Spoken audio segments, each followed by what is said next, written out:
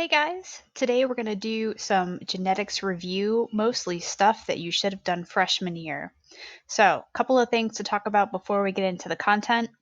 The blank handout for today's lesson can be found in topic 3, right? Here's a Word document. It's also right here if you want to take notes right here. We're also going to be doing a series of questions. You can find them over here if you want to see what they are, maybe work on them ahead of time. Those are going to be in the Ed puzzle. Okay. All right. So here's the handout.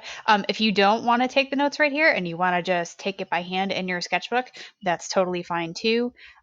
This blank template right here is also available on Edsby. So however you want to do it, if you're going to do it in your notebook, print these out, take your notes right on these, and then tape that page into your notebook. If you'd rather do it by hand in your notebook, that's totally fine. You don't have to print anything out. You probably do want a piece of scrap paper though around to work these problems out. Okay? All right, so let's get started. So, today we're talking about Mendelian genetics. And when we talk about Mendelian genetics, we're talking about how traits are passed on from parents to offspring through genes, and then we have alleles, which are different versions of genes. So let's review some terms.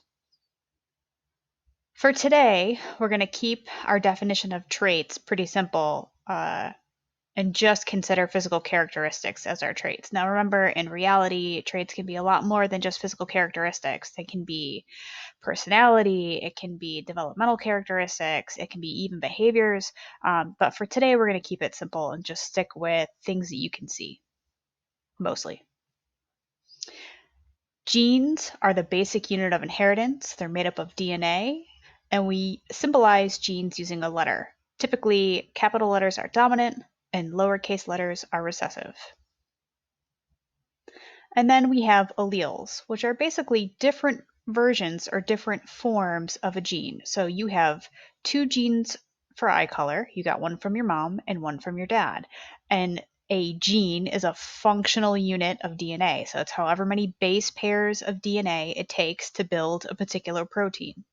So you can have the gene that codes for blue eyes, or you can have the gene that codes for brown eyes. Those different types of genes are alleles. And this is all review from I think 3.1 and 3.2. Here you can see big B and little b. You can see some alleles with superscripts. This is for blood type, right? And we'll talk about that in a few minutes. So when we're talking about genetics, there are rules. Genetics follow certain rules of engagement, kind of like game theory. So in order to understand how these genes are inherited, not like physically how, but the probability of inheriting certain genes, right, you have to understand two basic laws. Traits are inherited by offspring from their parents according to the law of segregation, which says pairs of alleles in each parent separate from each other during meiosis, so that gametes, eggs or sperm, contain only one allele for that particular gene. Offspring obtain one allele from each parent, one from mom and one from dad. So a lot of people get the law of segregation and the law of independent assortment confused, but it helps if you can think about when each of these things happen. So we did meiosis recently, right? So the law of segregation says that pairs of alleles in each parent separate from each other during meiosis. Okay, so when are we talking about this? Pairs of alleles in each parent separate from each other during meiosis. So if meiosis is happening in your body, when are pairs of alleles separating, right, in your eggs or sperm? I'll give you a hint. It's going to be in meiosis 1 sometime. So when you figure out what stage it is, you probably want to write it somewhere in your notes. The second is the law of independent assortment. Now, this is a little bit different. Genes for different traits assort independently during meiosis, meaning hair color and eye color don't necessarily travel together. Now, that means just because you get your mother's hair color doesn't mean you're going to get your mother's eye color, because those traits may not travel together. That's talking about crossing over, and crossing over happens during prophase 1. So, law of segregation, pairs of alleles in each parent separate from each other during meiosis so that gametes contain only one allele. That sounds like when we go from diploid to haploid, right? And when does that happen? I think that's the end of meiosis 1. So law of segregation is going to be the end of meiosis 1, and the law of independent assortment is going to be prophase 1, right? Because we're talking about crossing over. You don't necessarily get traits from the same parent because they switch. Okay. Now that we've talked about those two things, that's why you don't necessarily look like all of one of your parents or all your brothers and sisters, right? So sometimes you look different than your brothers and sisters, even though you came from the same set of genes. And we talked a little bit about that last time. All right, so let's do some basics. You guys probably started this in like middle school. Okay, so our trait is going to be flower color, and these are Mendel's P experiments, right? P plants. Our gene for flower color is P. Our alleles are capital P for purple and lowercase p for white, right? So here is our Punnett square. We have two alleles because remember, mom has two alleles, right? She got one from her mom and her dad. And dad has two alleles. He got one from his mom and his dad. Now we're going to see how these alleles recombine, right? The potential probability of offspring inheriting any particular set. So we have P, and capital P, right? Which gives us capital P, capital P. We have capital P over this way and lowercase p here. Lowercase p, uppercase p. By the way, if your 8th grade teacher or your freshman teacher told you that dominant has to go first, they lied. It does not have to go first. These properties are commutative. It's just like multiplication. It doesn't matter what goes first. Lowercase p, lowercase p. Okay, so these are our probabilities, right? And they produce our genotypes. Now, a genotype are the genes that individuals have, genotypes, right? So capital P, we call that homozygous dominant. Homo means same, right? So homozygous, two of the same alleles. The zygote will have two of the same alleles and they're dominant. Now, our phenotype is what you actually see with your eyeballs. So we're going to see the color purple if we have two capital P's.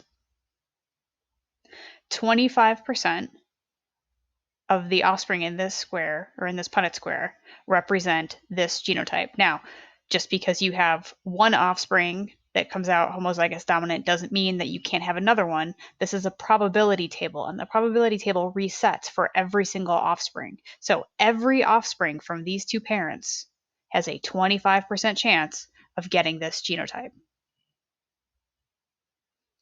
Our next genotype is heterozygous, right? Capital P, lowercase p. You don't have to say heterozygous dominant because that's kind of redundant, right? If it's heterozygous, hetero means different. That means you have two different alleles. That's the definition of heterozygous. This zygote has two different alleles for that particular gene. And we see we have two individuals, two squares, so 2 out of 4 is 50%. And remember, because purple is dominant, it's going to hide the white, so we have purple color. Last, we have homozygous recessive.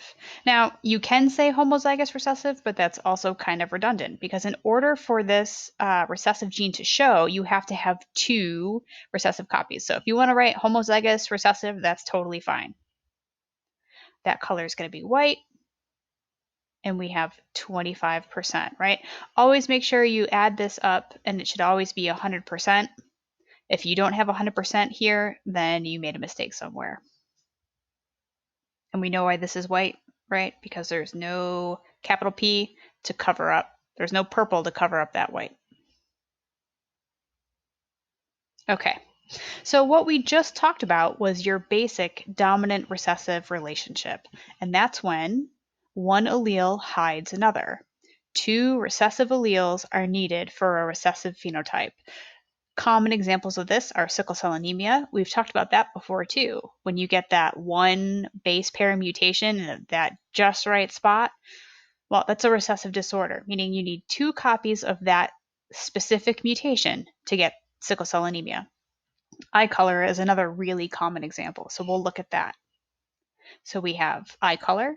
Our gene is the letter B, and our alleles are capital B for brown and lowercase b for blue, right? So here we have 2 heterozygous parents, meaning they have brown eyes, right? Because brown covers up blue. Here are all the probabilities of their offspring.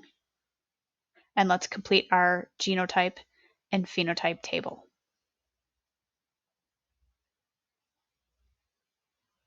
We have 50% heterozygous, which are going to be brown. See, the genes that you have, the trait that you see. 25% are going to be blue. Oops, looks like I'm missing one. Let's see if it pops up. Nope. Well, something's missing here. What's supposed to go right here? I only have 75%. That means I'm missing something. It should say 25%. Let's see if I can mark it. All right, don't laugh because I'm using my mouse. 25%,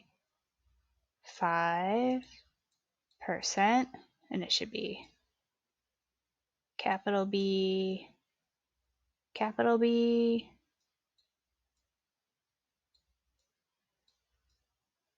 Oh, that was bad. Brown. Okay, there you go. Now we've got 100%.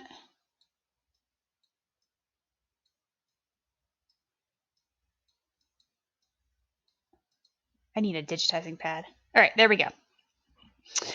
Okay, now this is probably the most common model that you learned in middle school and freshman year, but it's not the only one. Now, there are other ways that genes can express themselves, not just dominant and recessive.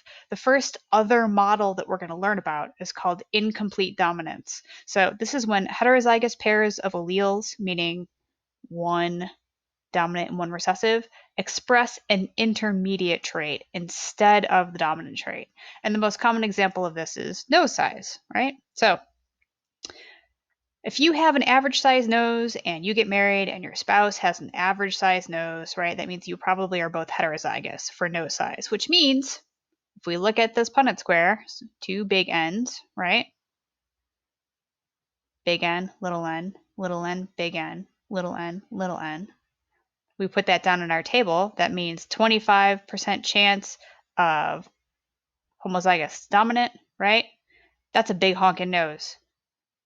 50% heterozygous. We have 2 squares that are heterozygous. We have 1 big N and 1 little n. That's a medium or an average size nose, right? And finally, lowercase n, that's a 25% chance of having a small nose. So just because you have an average size nose, if you marry a spouse that has an average size nose, FYI, you could have 3 kids with different size noses. That's called incomplete dominance. Another way to think about this is flower color. Some flowers show incomplete dominance in flower color, right? So that means if you had white flowers and you had red flowers and you had a heterozygous flower, that flower would be pink. It's incomplete.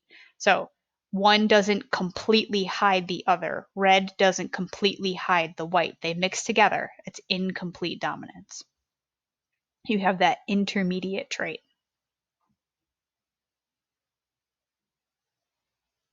All right, so let's practice some word problems. So, phenylketonuria, otherwise known as PKU, is an inherited disease caused by a recessive allele. If a woman and her husband are both carriers, what is the probability of each of the following? Okay, so I'll walk you through the first little bit, and then you're going to do the rest on your own. So our trait is PKU. Our gene is K for normal, lowercase k. carries the disease, right? And we said in the problem, both parents are carriers, meaning they're heterozygous. So that means mom is heterozygous and dad is heterozygous. And I'm going to let you do the rest.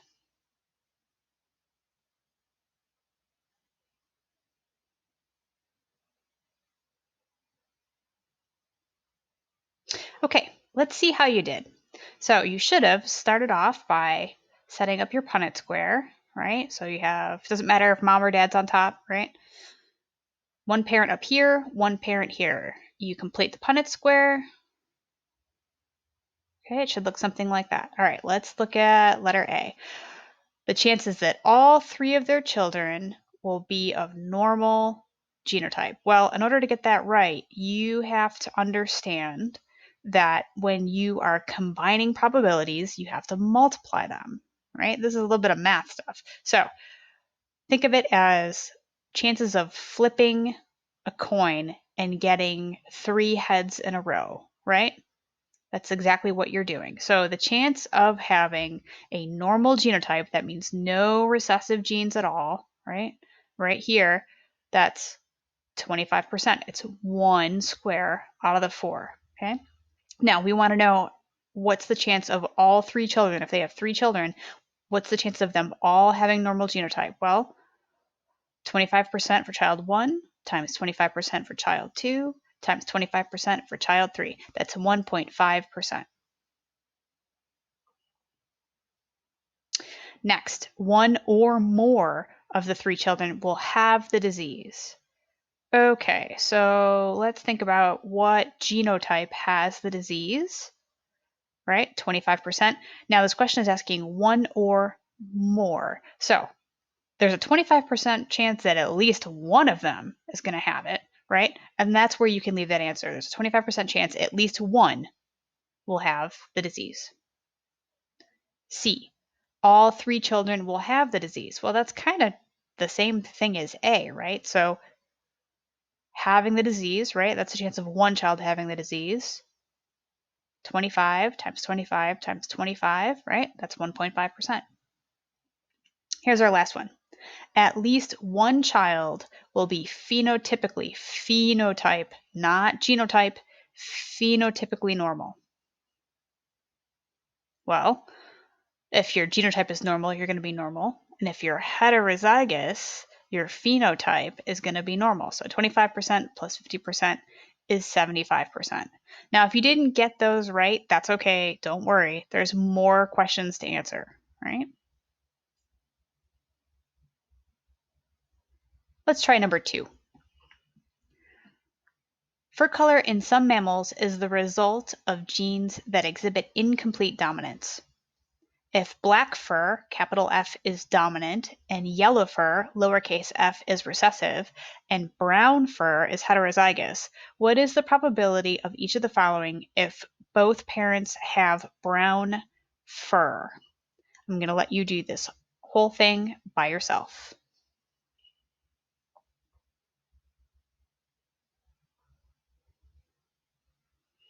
Okay, let's see what you got. So first, we're going to start with trait, which is fur color. Our gene is capital F, which is black, lowercase f, which is yellow, and we know that heterozygous is brown. So let's set up our parents. Both parents have brown fur, meaning both parents must be heterozygous. So we'll set up our heterozygous table, fill it in, right? And now we can answer our questions. A, what are the chances of any offspring being yellow? So we need 2 lowercase f's to be yellow, right? So that's right here.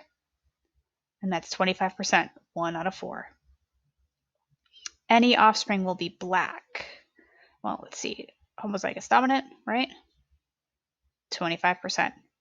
At least one of 4 offspring will be brown. Okay, well, we know brown is heterozygous. This is an incomplete dominant trait where your heterozygous traits show an intermediate. So let's see, we have 2 out of 4, 50%. All right, D. 3 consecutive offspring will be brown. So that means if the chances of 1 are going to be 50%, we have to multiply that 3 times, right? 50% times 50% times 50% equals 12.5%. Okay.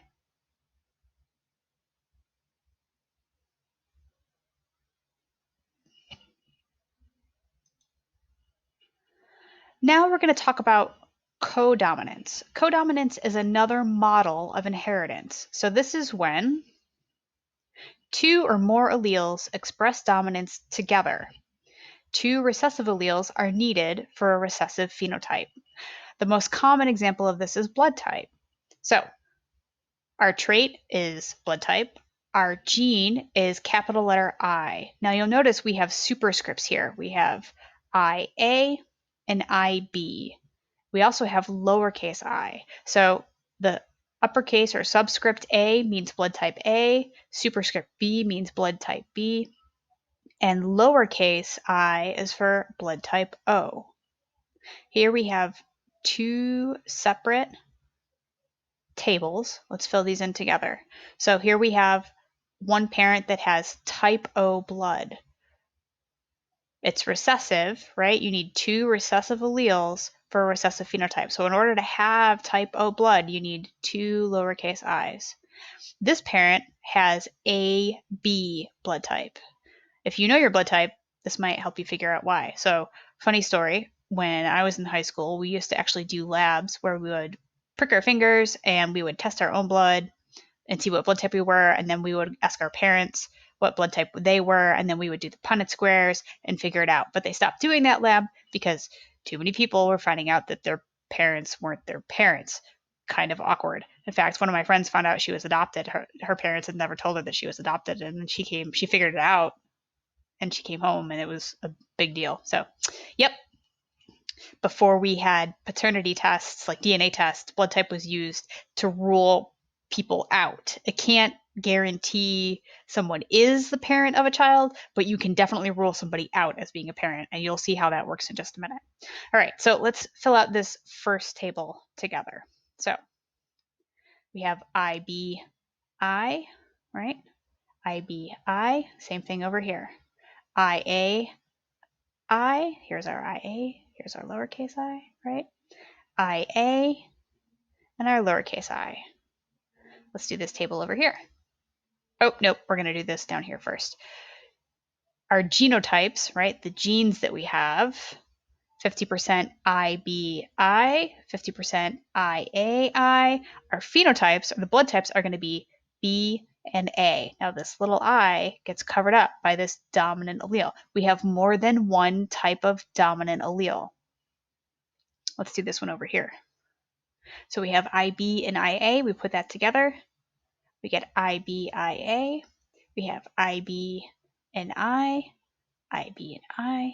We have little IA, right? Bring those together. And here we have two little i's, right? There we go. Okay, so let's do our table.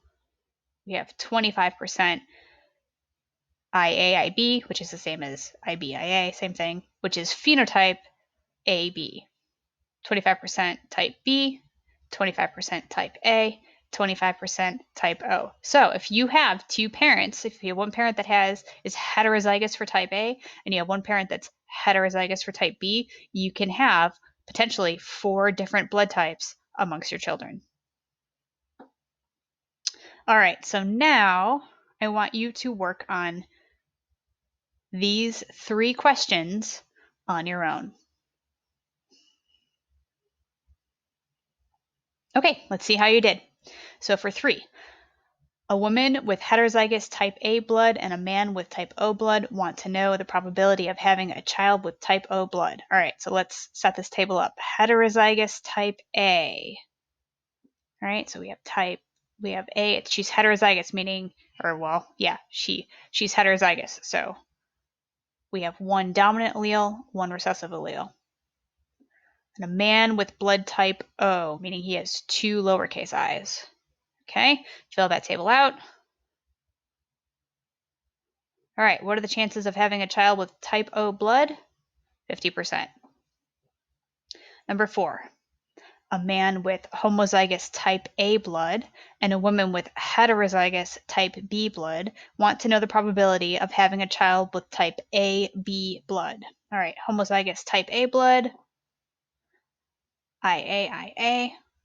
Heterozygous type B, IB. Remember, hetero means different and homo means the same. Fill that table out.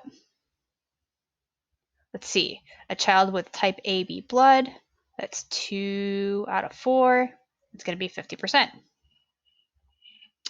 All right, number 5. A man really wants to have a baby with type AB blood so he can brag to his friends that his kid is rare. That seems kind of dumb. Is it possible for a baby to get type AB blood if the mom has type O? Well, let's see. There's mom with type O. We don't know what that is, but let's fill out the table anyways. I don't see any chance to have 2 dominant alleles in any of these squares. So, chances of getting AB blood, 0%.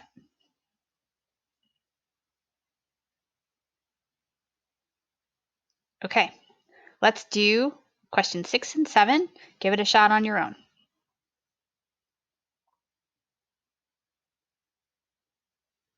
Okay, number 6. A man, I don't know why that's capitalized, a man has type A blood and a woman has type B blood. Their son has type O blood. Knowing for sure that they are both the parents of this boy, what are the genotypes of the parents? Okay, so a man is type A, but we don't know if he's homozygous or heterozygous type A. And a woman has type B, type B. We don't know if she has homozygous or heterozygous. But we know their son is type O. So he has to have 2 little i's. So let's see what we can do. We know mom has at least 1 copy of A. We know dad has at least 1 copy of B. Can we fit a type O in there? Sure. Yeah. If these are both little i's, we can do that, right? So dad's got to be IA, lowercase I, and mom's got to be IB, lowercase I. All right, next. A woman who has heterozygous type A blood has a baby with type O. The man she claims is the father of the child says he is not. If he has type AB blood, could he be the father of the child? Prove your answer. Let's do a little bit of Mari right here. So we know mom is heterozygous type A, I. The baby has type O, right? Dad has type AB, so let's put dad here. IB. Is there any possible way to get 2 lowercase i's in there? I don't know. Nope. Not the father. Unfortunate. Moving on. So, dominant and recessive is cool. Incomplete dominant is kind of interesting. Codominant is kind of interesting. But there are other models too. The next thing we're going to talk about are sex-linked traits. And another way to think about this is 2 reasons why it sucks to be a guy. And that'll make more sense in just a minute. So, sex-linked traits are when an allele is linked with the X or Y chromosome. So for let's think back to the lesson last week. You learned about the SRY gene that was present usually on the Y chromosome. That is a sex-linked trait because it hangs out on the Y chromosome. But we're going to talk about 2 other examples, right? For X-linked traits, 2 recessive alleles are needed for a recessive phenotype in women because women have 2 X's, right? So if you're going to show the recessive, you need 2 copies of that recessive allele. However, for both X-linked and Y-linked traits, only 1 recessive copy is needed for the recessive phenotype in males. And we'll talk about how that works in just a minute. So let's start with our Y-linked traits. So our trait is hairy ears. Now I'm not talking like just a little bit hairy. I'm talking about like, super old dudes and they have like white wires growing out of their ears. That's what we're talking about. So if your grandfather has hairy ears and you're a dude, well, if your paternal grandfather has hairy ears and you're a dude, you're pretty much doomed to have hairy ears. And let's talk about why. Our genes are X and Y. X is the female chromosome, Y with a capital H, which is dominant, male, not hairy, right? Y, lowercase h, that's male with hairy ears. So here we have a woman, right? You can tell two X's. Here we have male, X and Y, and we have that recessive allele right there. So let's fill out that table. XX, XX, Y little hx, Y little hx. Let's fill out our tables for genotype and phenotype.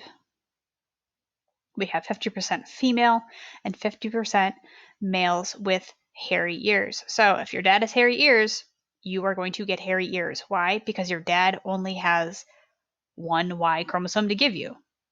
Mom gave you an X, and if you're a guy, you got your dad's Y chromosome, right? So if he's got hairy ears, you got hairy ears too.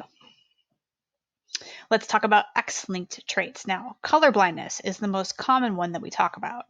So here we have a couple of different genes. We have X capital B, X lowercase b, and Y. X capital B is going to be normal, dominant, no colorblindness. X lowercase b is going to be colorblind, right? Heterozygous doesn't really show the trait. It's recessive, right? So you need 2 copies if you're a female, 1 copy if you're a male. Y, male. So here we have a woman that is a carrier, right? Because she's got 1 copy. This copy is being hidden by this B right here. Here we have a male who is colorblind. Why is he colorblind if he only has 1? Because there's no big B on Y to cover up this lowercase b. Lowercase recessive genes can only be hidden if there's a dominant allele to hide it. There's no dominant allele here to hide this lowercase b. So let's do this table. Here we have a female carrier. We have a female that's colorblind. We have a male that's normal, right? And we have a male that's colorblind. So let's do the table. 25% female normal, 25% male normal, 25% male colorblind, 25% female colorblind.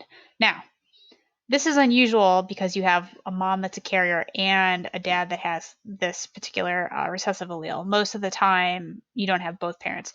But this is why it's, in this particular case, you don't see it in the table, but in reality, you see more men that are colorblind than women because women need 2 copies in order to be colorblind, where men only need 1.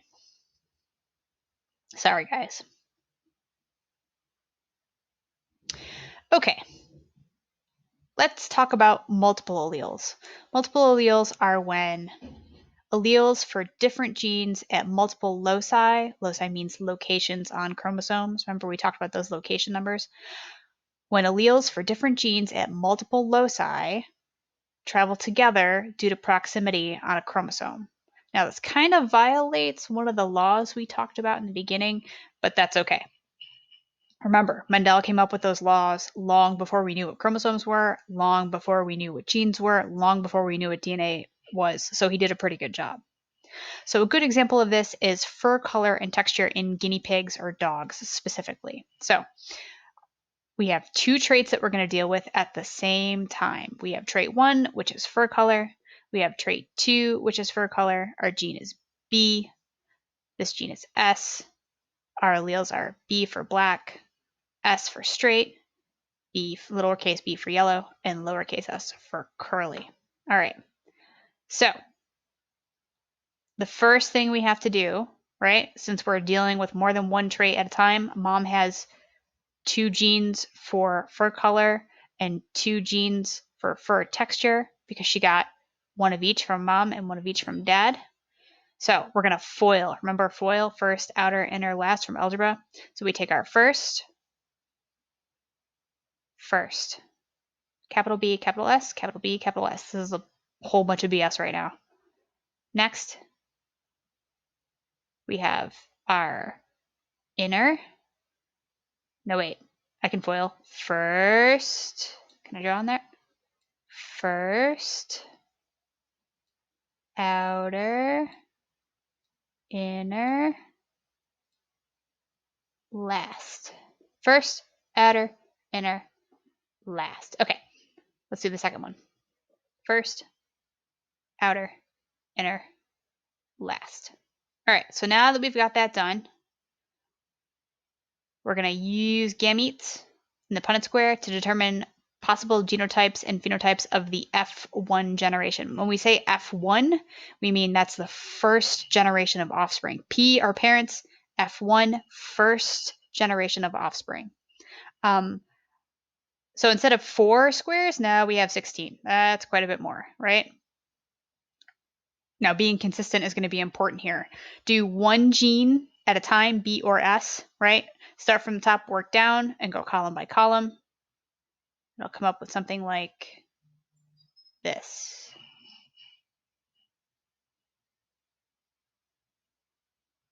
I know I did that a lot faster than you, but if you take the time to do it on your own, you should come up with something like that. Now, let's do our genotype table and our phenotype table. This is really where it starts to get important to make sure that you're adding everything up to get 100% to figure out if you have a mistake. So we're looking for big B, little b, capital S, right? That's going to be black, straight fur, black fur, heterozygous, where big B is dominant, and homozygous for straight fur. There are 2 out of 16 blocks. That gives us 2 divided by 16 is 12.5%. Let's see if we can find those. Where are those? Here's 1, and where is it? 2, right here. Okay, next, heterozygous for both traits, right? Heterozygous for both traits. So let's see. Here's 1, 2, 3, 4. 4 out of 16, 25%. Again, black, straight fur. All right, what's next? Heterozygous for fur color and homozygous for texture. So let's see, big B, little s. Here's 1, 2. 2 out of 16, 12.5%. Black fur, that's curly. Next, homozygous recessive for color, homozygous dominant for texture. So let's see, 1, 2, 2 out of 16, 12.5%. Yellow, straight. Homozygous recessive for color, heterozygous for texture. Let's see, 1, 2, 3, 4. 4 out of 16, 25%. There we go. And last but not least, homozygous recessive for both traits. These last 2. We've got all 4 rows and 4 columns accounted for, all 16 squares, 16 out of 16. Add that up, it should be 100%. Now we know that we have accounted for all of the genotypes and all of the phenotypes in this table. All right, makes me want to get a puppy.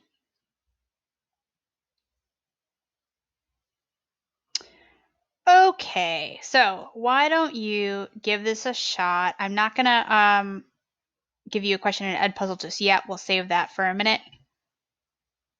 I guess I am actually going to give you this question. All right, so why don't you work on this question?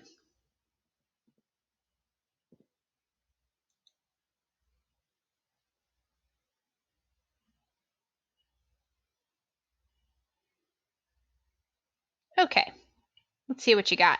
So, homozygous round seed with green seed color crossed with a pea plant that is heterozygous. You had to find some clues in here. In peas, round seed shape is dominant to wrinkled seed shape, and yellow seed color is dominant to green. All right, so we have one parent that's homozygous round with green, right? So we know that that's what genotype has to be for one parent, right? And let's foil those. And here's our other parent. Let's see. Heterozygous round and heterozygous yellow. So heterozygous round, heterozygous yellow. We'll FOIL that. Okay. Set up our parents. Do the table.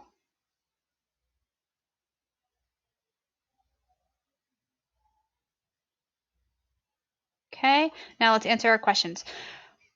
What is the probability of being homozygous for round seed? Okay, homozygous for round seed. Let's see.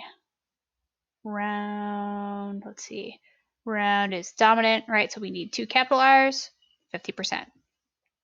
Homozygous for wrinkled seed. Homozygous meaning the same. Wrinkled is going to be lowercase. None. Look at that. Is that right? Yep, that's right. Why? Because this parent didn't have a small r to give. And in order to have 2, you need 1 from both parents. So nope, no chance.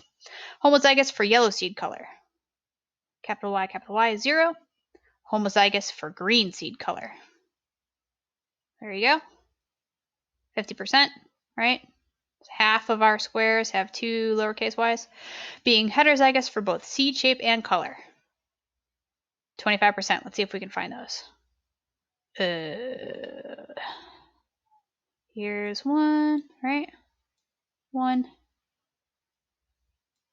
2, 3, 4. There they are. Right? 4 out of 16, 25%. All right. Okay. 9A.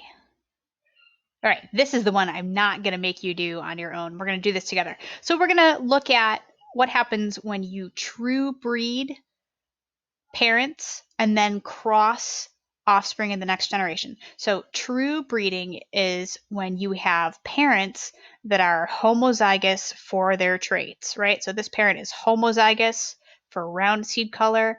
This parent is homozygous for recessive. That's seed shape. This parent is homozygous dominant for color. This parent is homozygous recessive for color. So we have a homozygous dominant parent and a homozygous recessive parent. True breeding, they're both homozygous for both traits. Now, the good news is foiling these is really easy because all gametes are going to be the same. Oh, except for that's wrong. I made a mistake. Oh no, these should be little r's, right? I wonder if I made, oh no. I think it's just wrong here though, right? So I hate when I make mistakes, especially when I record my mistakes. That sucks. All right, there we go. Well, let's set it up. Oh yeah, it's right there. Okay, check it out. Everything is the same. This combined with this is the same as that with that, that with that, that with that. Makes the table really easy. You'll see at the bottom here, we have this thing called genotypic ratios and phenotypic ratios. That means, what is the ratio of all the different genotypes? Well, check it out. You've only got one genotype. There it is. That means your phenotypic ratio is also going to be 1. So now we're going to cross 2 of these offspring. It's not weird because they're plants. So don't worry about it. It's not weird, right? We have 1 heterozygous parent crossed with another heterozygous parent, 2 offspring from this square right here. We're going to FOIL those. They come out a little bit different, right? So let's set that up. Okay. Fill in our table. I know it's going to take you guys a little bit longer than it takes me because I'm just clicking through. That's okay. You can pause this, work at your own pace. All right, there we go. Now, if you look down here, genotypic ratio. 1, 2, 1, 2, 4, 2, 1, 2, 1. Well, what the crap is that? It'll make sense in a minute. Here's our phenotypic ratio, 9 to 3 to 3 to 1. This is a magic number. Anytime you cross 2 heterozygous parents in a normal dominant relationship, dominant recessive relationship, you're going to get this magic ratio. So you don't have to do all this BS right here. But I need to teach you how all that BS works. So here we have our table. Here we have all the possible genotypes. Here we have all the possible phenotypes that go with that genotype, right? Now we're going to do the percentages, but we're going to keep it in fraction form. All right, so how many round yellow homozygous dominant for both traits do we see? 1 out of 16, right? How many homozygous dominant round heterozygous yellow do we see? 2. How many homozygous dominant round homozygous recessive green? 1. How many heterozygous round homozygous dominant yellow? 2. Heterozygous for both traits? 4. How many heterozygous for seed shape and homozygous for color? 2. Homozygous recessive, homozygous dominant, wrinkly yellow? 1. Homozygous recessive heterozygous? 2. Heterozygous all the way across, homozygous all the way across the board, wrinkly green? 1. And this is why you see some peas, and like when you make the steam and bag peas from like Publix, some are nice and smooth, right? Round green, that's those guys. And some are like wrinkly green, that's those guys. Isn't it funny how like yellow is dominant, but like you hardly ever see yellow peas at the store? We only like the recessive kind. It's the same thing with carrots, because carrots are like naturally purple, but we like the recessive ones that are orange. Super weird. Anyway, long story short, check out these numbers. 1, 2, 1, 2, 4, 2, 1, 2, 1. Check it out. Genotypic ratio 1, 2, 1, 2, 4, 2, 1, 2, 1. So the genotypic ratio are the ratios of these genotypes together. Oops, I didn't mean to do that. Genotypes. Okay. Phenotypic ratio. That's these guys, meaning if it's the same phenotype, round yellow, round yellow, round yellow, round yellow, you have to add all those up. So let's add up the round yellows. 1 plus 2 is 3, plus 1 is 4, 5, 6, 7, 8, 9, 10. That sounds like a mistake somewhere. Because there should only be 9. It should be 9, 3, 3, 1. 1, 3. Oh, because I added that one. That's why. 3, 5, 9. There we go. 9. Perfect. Okay. Our next number is 3, right? Round and green. 1 plus 2 is 3. Wrinkly yellow. 1 plus 2 is 3. Wrinkly green, 1. There you go. 9, 3, 3, 1. Now, that 9, 3, 3, 1 only works if it's a dominant recessive relationship. Now, I want you to work on your own, but this is going to be incompletely dominant, meaning your intermediate trait is not going to be red or white. It's going to be pink. So if you have heterozygous, right? If you're heterozygous for color, it's going to be pink. Okay. Next thing you need to know, flower position. Axial and terminal.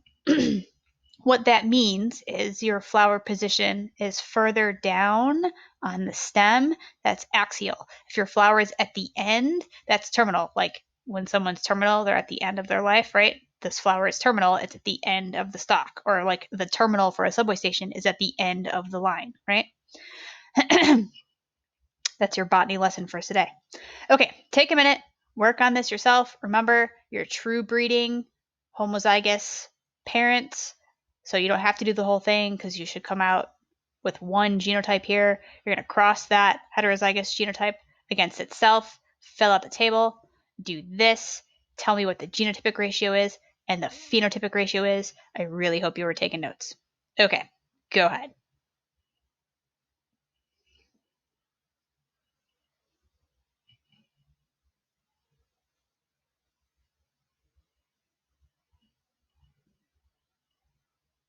Okay, let's see how you did.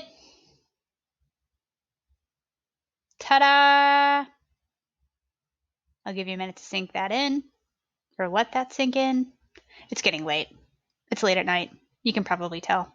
I think the screen changed color because I have like the night light thing on where it turns off blue light. So if it's dim, sorry about that. Okay, here we have our genotypic ratio 1, 2, 1, 2, 4, 2, 1, 2, 1. right? 1, 2, 1, 2, 4, 2, 1, 2, 1.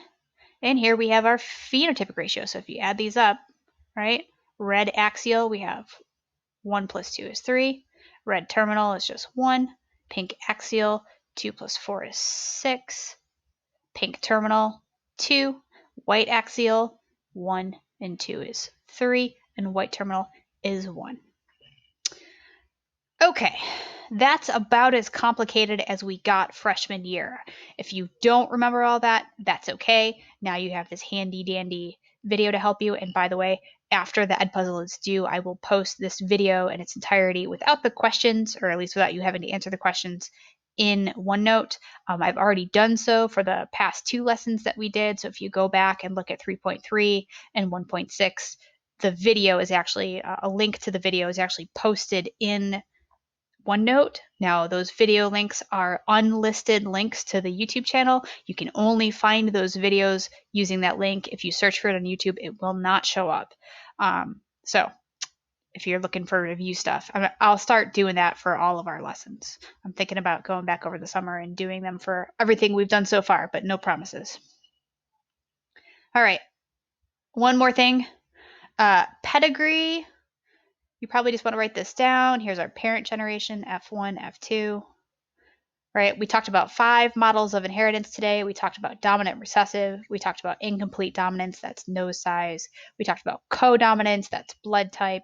We talked about sex-linked traits, X and Y, that's hairy ears and color blindness. We talked about multiple alleles, that's fur color and fuzzy cute things like dogs and guinea pigs. Now, we use a thing called a pedigree to create a visual diagram of how traits are expressed. So scientists, when they're trying to figure out what the model of inheritance is for a particular trait, they will diagram a family history, and that will help them figure out what model of inheritance we're talking about. So males are represented by squares, right? Open squares and circles for females are dominant. Darkened are recessive, and here we have heterozygous. You can see 2 different sides. Here you can see a model of a pedigree. We have a male and a female. A line across this way indicates a pairing relationship. A vertical line indicates offspring. So here we have 2 parents, and how many children do they have? They have 1, 2, 3. Why are these guys not their children? Because those guys are married in, right? You can see there's not a vertical line connecting them to anybody. So these guys married in, and here you can see the next generation, the F2 generation, right? Now, if you looked long and hard at this, and I'm not going to make you do it now because your brains are probably fried, but if you looked long and hard at this particular pedigree, you would eventually come to the understanding, hopefully, that this is a sex-linked trait, but don't worry, we'll talk more about that another time. Okay, so this has been a review of everything you should know from freshman year. Thanks for listening. I know this one was kind of long and kind of hectic. That's okay. Take your time. We'll do our notes on 3.4 next week. Just make sure you have a good understanding of how to get this stuff done. Okay. And as always, feedback is appreciated. Looking forward to hearing from you guys and seeing your lovely faces on Zoom. I miss you guys. I'll see you soon.